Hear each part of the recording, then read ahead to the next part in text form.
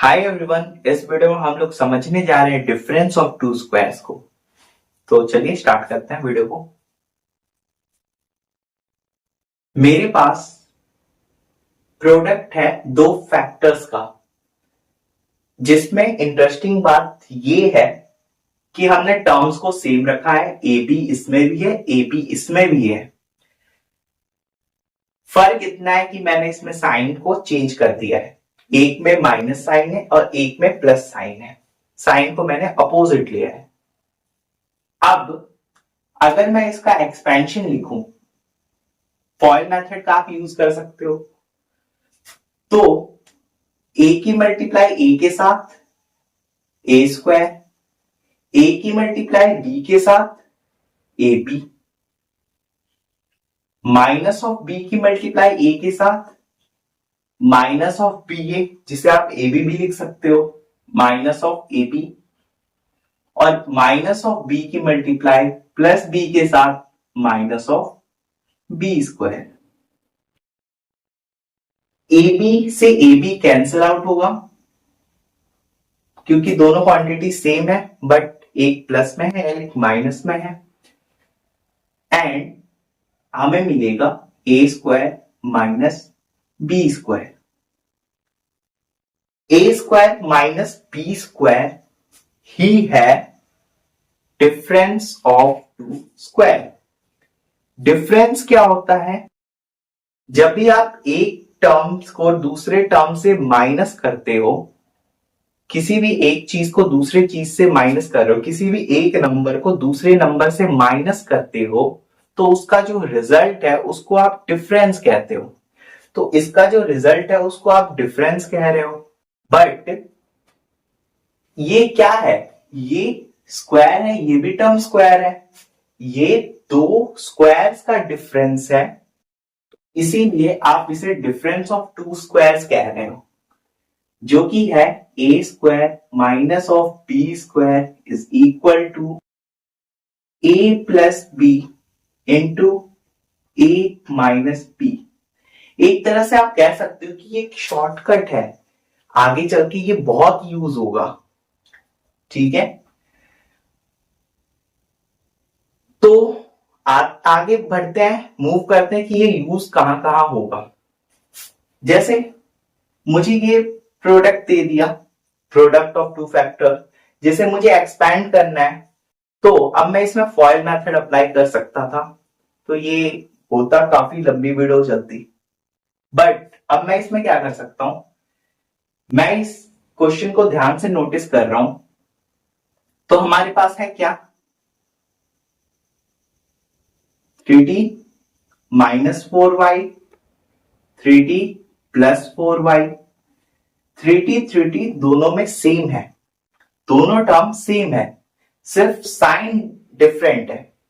तो मैं क्या कर रहा हूं, इसको मैंने a माना, इसको मैंने b माना। सेम, ये भी हमारा a ही है, ये हमारा b है। तो हमें क्या देखने को मिल रहा है, ये तो डिफरेंस ऑफ स्क्वायर का फॉर्मूला है, जो कि है A square minus B square. तो मैं क्या इसका डायरेक्ट एक्सपेंशन लिख सकता हूं, तो ये होगा 3t का स्क्वायर माइनस ऑफ 4y का स्क्वायर। इसको फर्दर और सिंप्लीफाई कर सकते हैं। 3t is 9t square minus 16y square.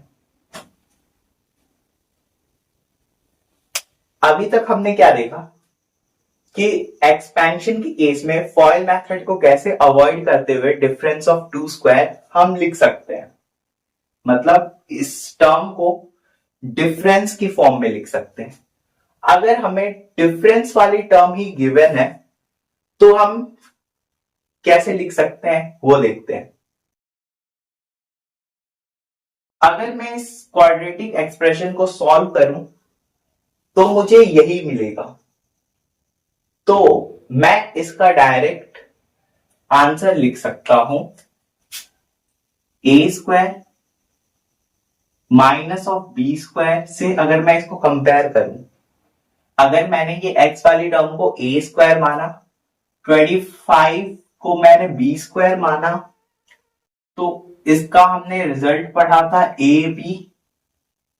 A plus B into A minus B.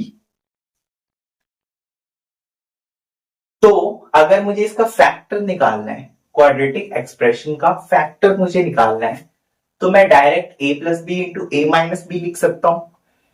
25 क्या है? 25 हमारे पास 5 का स्क्वायर है, तो मैंने क्या लिखा?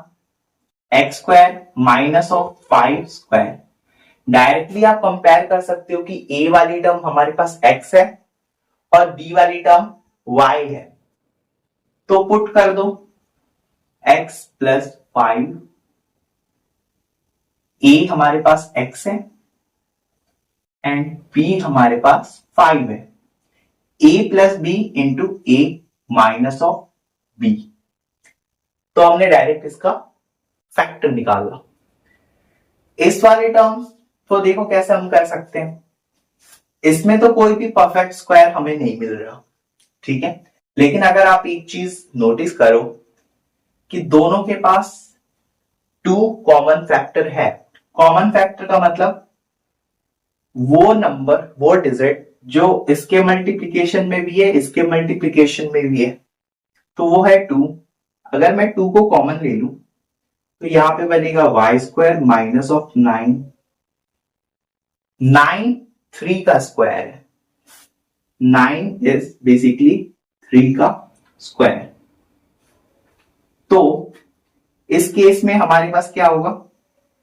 जो a है वो y है एंड b है वो 3 है, और इसे हम डिफरेंस की फॉर्म में लिख सकते हैं, जो कि ये है basically y square minus of 3 square, a square minus b square. तो अप्लाई करो a plus B into A minus B, A plus B into A minus of B and 2 common factor को मत भूलना। होप आपको ये समझ में आया होगा। Thanks for watching this video.